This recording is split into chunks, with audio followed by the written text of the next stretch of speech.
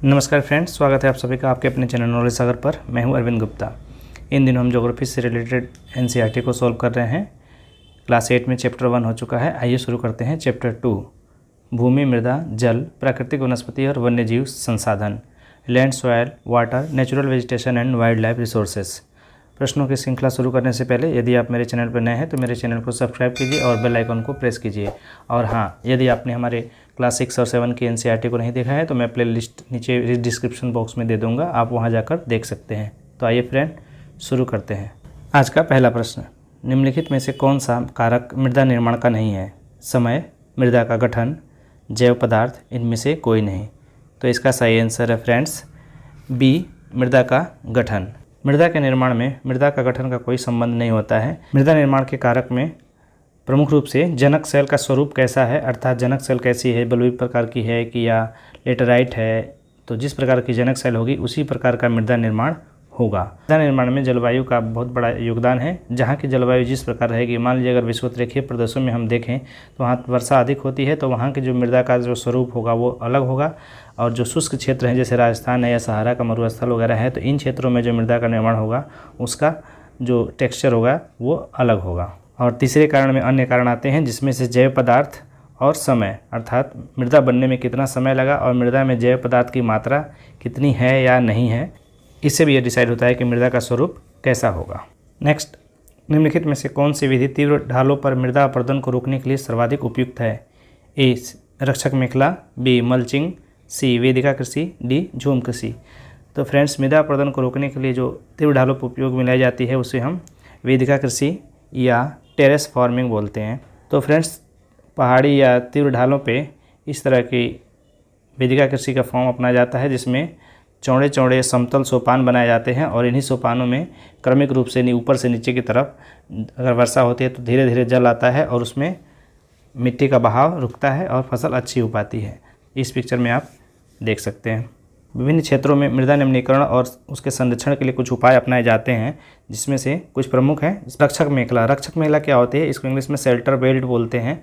Shelter belt उन क्षेत्रों में अपनाया जाता है जहाँ पे हवाएं काफ़ी तेज़ चलती है, जैसे तटीय प्रदेशों और शुष्क प्रदेशों में पवन की गति को कम करने के लिए कतार से वृक्षों की श्रृंखला को लगा दिया जाता है। और मान लीजिए इधर से अगर हवा आ रही है तो वृक्ष क्या करते हैं, उस हवा की गति को कम कर देते हैं, ताकि जो मृदा की ऊपरी परत है वो उड़कर दूर न जाए। आपको पता है कि मृदा की सबसे ऊपरी परत जो होती है वहीं सबसे ज़्यादा उपजाऊ होती है, और मृदा की हल्की मोटी पतली परत बनने के लिए कई 100 साल भी लग जाते हैं, जैसा कि आप इस चित्र में रक्षक मेखला को देख सकते हैं।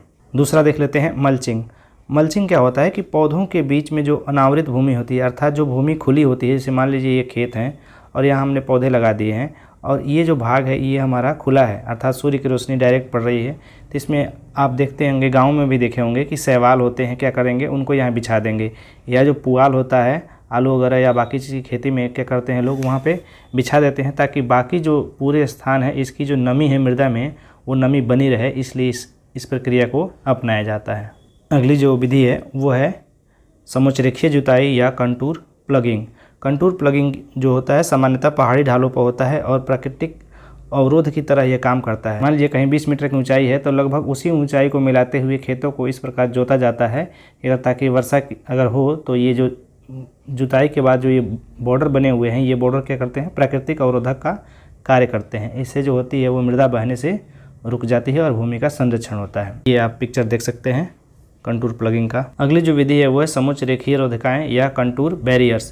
कंटूर बैरियर्स में क्या होता है कि जो ऊंचे ऊंचे क्षेत्र होते हैं इनमें क्या किया जाता है, घास और पत्थर का उपयोग करके यहाँ पे एक छोटा सा गड्ढा बनाया जाता है और इसी में पत्थर और घास रख दिया जाता है। फिर थोड़ी देर बाद फिर छोटा सा एक गड्ढा बनाया जाएगा, उसमें घास और पत्थर को रख दिया जाएगा।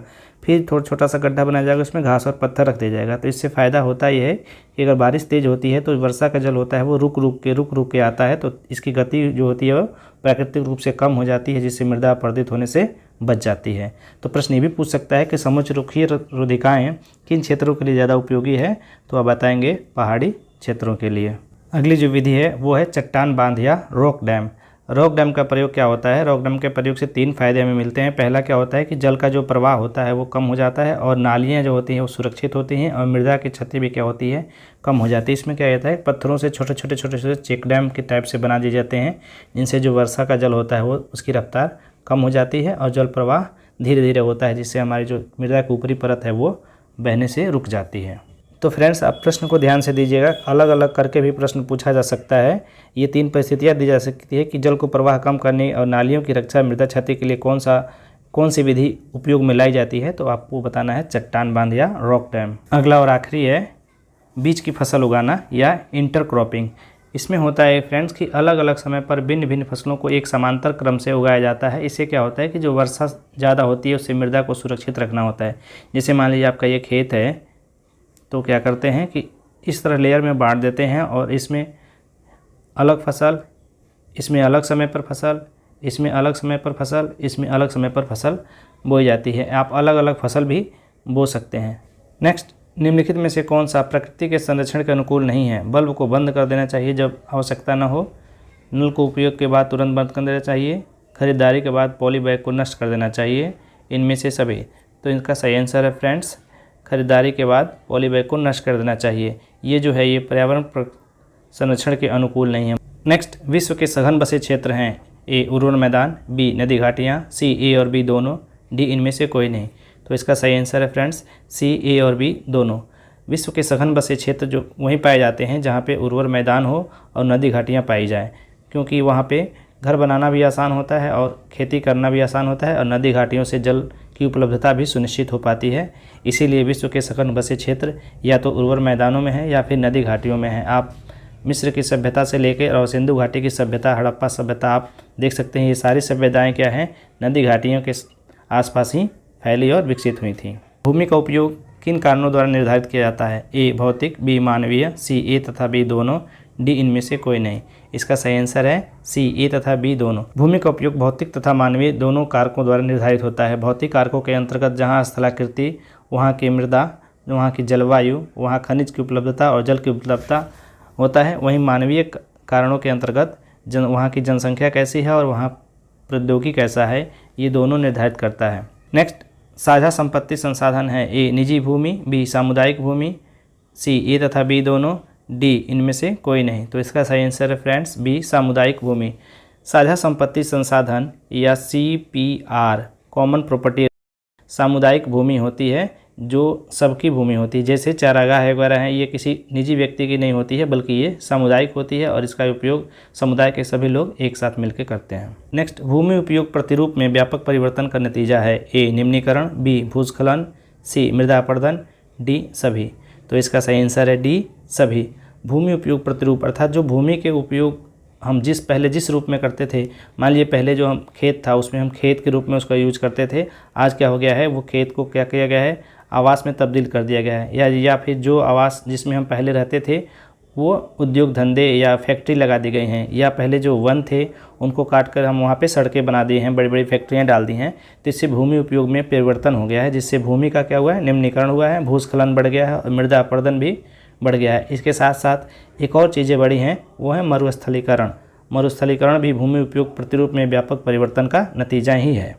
नेक्स्ट, भूमि संसाधन संरक्षण के तरीके हैं। ए वनरोपण, बी रासायनिक कीटनाशकों एवं उर्वरकों का विनियमित उपयोग, सी अतिचारण, डी सभी। तो इसका सही आंसर है फ्रेंड्स डी सभी। भूमि को हम वनरोपण के जरिए बचा सकते हैं और रासायनिक कीटनाशक और उर्वरक का जो हम अंधाधुंध प्रयोग कर रहे हैं, इस पर हम रोक लगाते हुए जितनी आवश्यकता है उतना ही उपयोग करें तो हम भूमि संसाधन को बचा सकते हैं। और अतिचारण पे रोक भी लगाना जरूरी है। जो पशु होते हैं वो क्या करते हैं, भूमि की जो पहली ऊपरी परत होती है जो घास और सिलते हैं, वो जब चरते हैं तो उस क्रिया में क्या होती है, वो घास वहाँ से पूरी तरह उखड़ जाती है और जब बारिश या हवा तेज चलती है तो वहाँ की जो उपजाऊ मृदा है वो बह के एक जगह से दूसरी जगह स्थानांतरित होती है, जिससे भूमि क्षरण होता है। नेक्स्ट, मृदा संरक्षण की प्रमुख विधि है। ए मल्चिंग, बी वेदिका फॉर्म, सी समुच्चरेखीय जुताई, डी सभी। तो इसका सही आंसर है फ्रेंड्स डी सभी। हम पहले ही देख चुके हैं कि मृदा संरक्षण और मृदा निम्नीकरण को बचाने के लिए कौन कौन सी विधियां हैं, उन विधियों का जिक्र हमने क्वेश्चन नंबर 2 में ही कर दिया है। नेक्स्ट, वाटर प्लैनेट कहा जाता है मंगल, पृथ्वी, बुध, शुक्र। तो फ्रेंड्स, वाटर प्लैनेट या जल ग्रह पृथ्वी को कहा जाता है क्योंकि पृथ्वी पर 3/4 क्या है, जल ही जल है। नेक्स्ट, जल बाजार कहाँ लगता है। ए महाराष्ट्र, बी गुजरात, सी राजस्थान, डी उत्तर प्रदेश।